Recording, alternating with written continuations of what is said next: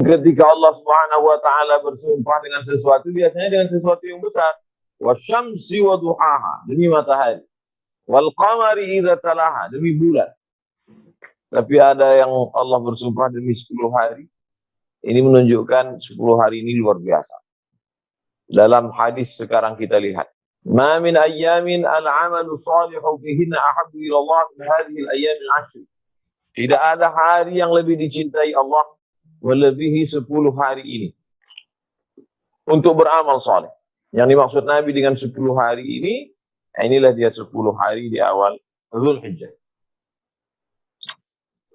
Ayat Quran sudah, hadis Nabi sudah, sekarang pendapat ulama. Al-ulama warasatul anbiya. Imam Ibnu Hajar Al-Asqalani, kata beliau, mengapa 10 hari ini luar biasa melebihi hari yang lain?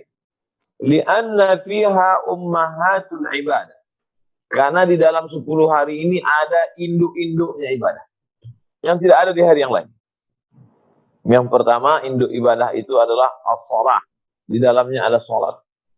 Loh, kan ada salat subuh, zuhur, asar, maghrib di hari yang lain, betul. Tapi di 10 hari ini hanya ada satu salat yang tidak ada di hari yang lain. Itulah dia salat Idul Adha. Fasalli li rabbika, laksanakanlah salat, yaitu salat Idul Adha, sebagai pengganti 2 hari raya jahiliyah. Dulu mereka merayakan 2 kali dalam setahun hari raya besar jahiliyah, diganti Allah. Qad abdalahumallahu bi khairin minhuma. Allah sudah mengganti hari raya jahiliyah itu dengan hari raya yang lebih baik. Dan salah satunya adalah pada 10 hari ini, yaitu hari raya Id al-Adha. Hari raya besar berkurban. Maka pada pagi harinya itu melaksanakan sholat Idul Adha. Andai tidak bisa karena pandemi, karena lockdown, maka sholat sendiri saja boleh, tidak pakai khutbah. Andai di rumah ada jamaah, maka imam 1, makmum 3 sudah cukup menurut mazhab Imam Abu Hanifah, Imam Hanafi.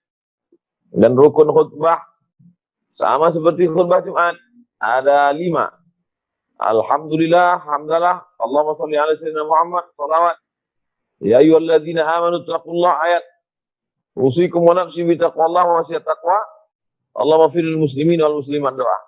Duduk antara 2 khutbah, tegak lagi, sampaikan 5 lagi, maka sahlah khutbah.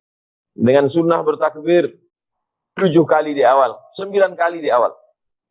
9 kali di awal. Allahu akbar, Allahu akbar, Allahu akbar. Allahu akbar, Allahu akbar, Allahu akbar. Allahu akbar, Allahu akbar, Allahu akbar kabira walhamdulillah katsira. Wa subhanallahi bukratan wa asila. La ilaha illallah wa la na'budu illa iyyah. Mukhlishina lahu din walau karihal kafirun. La ilallah wahdah sadaqa wa'dah wa nasara 'abdah wa 'azza jundahu wa hazama al-ahzab. Maka ini mengagungkan asma Allah. Lalu kemudian setelah salat, ibadah yang kedua adalah wanhar, berkurban. Maka ini juga hanya ada di 10. Walaupun ada berikutnya 11, 12, 13, tapi 10 ini merupakan waktu afdal. Wa innaha la ta'ti yaumal qiyamah. Hewan kurban itu nanti akan datang pada hari kiamat bi quruniha, dengan tanduknya, wa asy'ariha, dengan bulunya, wa azlafiha, dengan kukunya. Datang hewan kurban itu dengan sampah-sampah. Tanduk, kuku, bulu merupakan sampah. Bukan daging, bukan tulang, bukan kulit, bukan sumsum. Tapi datang dengan tanduk, dengan kuku, dengan bulu.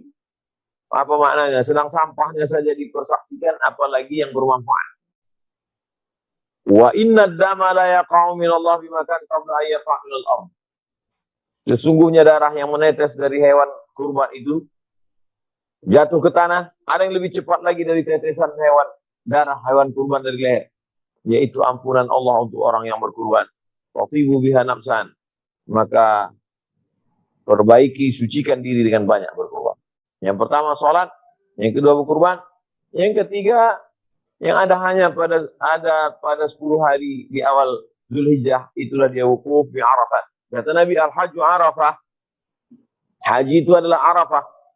Padahal dalam haji ada niat, dalam haji ada tawaf, dalam haji ada sa'i, dalam haji ada melontar jumrah, dalam haji ada tahallul. Tapi Nabi mengatakan al-hajju Arafah. Saking besarnya hikmah di balik wukuf di padang Arafah. Maka itu hanya terjadi pada 10 awal Zulhijjah. itulah dia disebut dengan yaumi Arafah.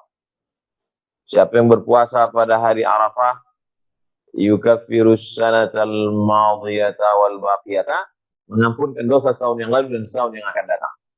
Oleh sebab itu jangan sampai kita tinggalkan nanti tepat jatuh pada hari Kamis 30 Juli 2020.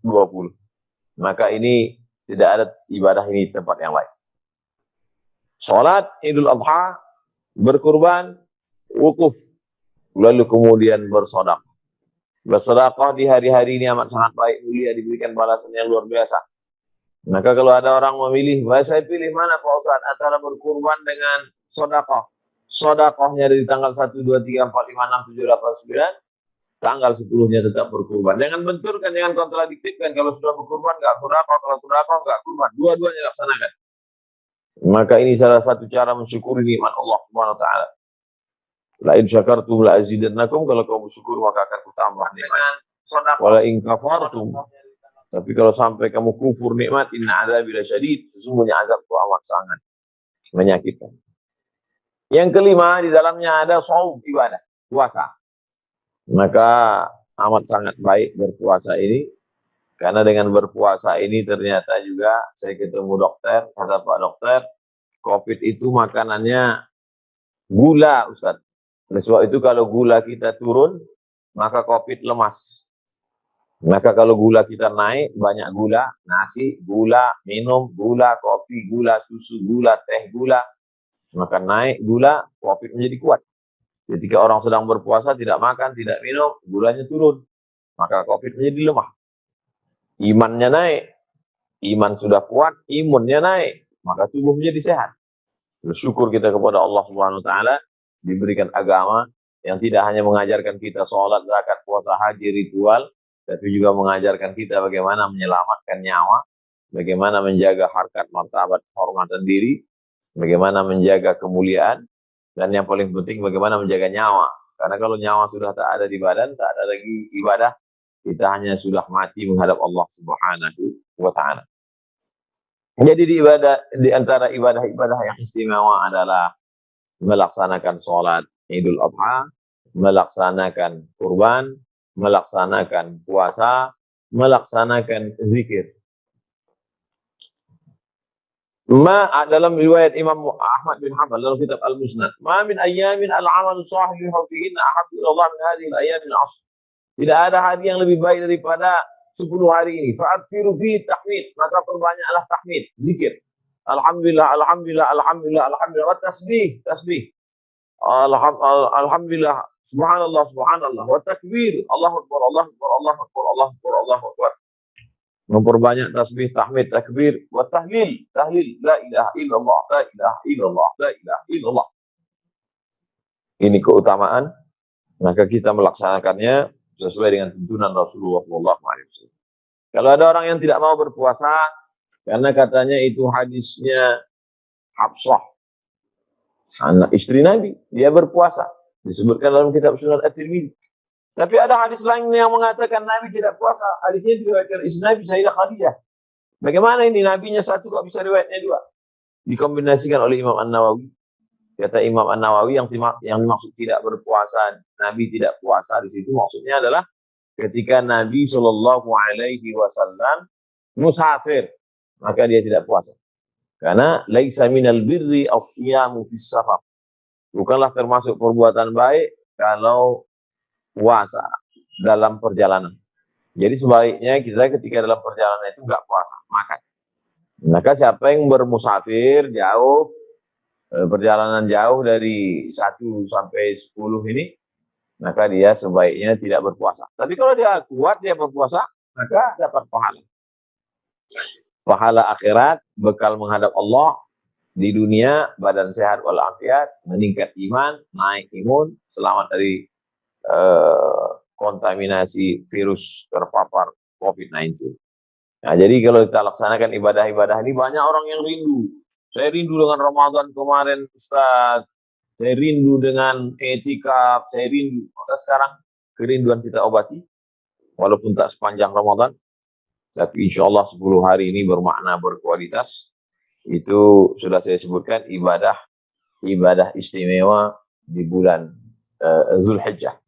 Mudah-mudahan kita semua diberikan sehat badan, kemudian istiqomah iman. Kita laksanakan ini dari mulai zikir yang paling ringan, kemudian sholat, lalu kemudian berkurban, kemudian bersedekah. Maka ini semualah amal-amal yang kita bawa bekal menghadap Allah. Yauma la yanfa'u malun wala banun. Hari itu tak ada gunanya harta, tak ada gunanya anak, illa man atallah, kecuali orang yang menghadap Allah biqalbin salim, dengan hati yang salim, dengan selamat.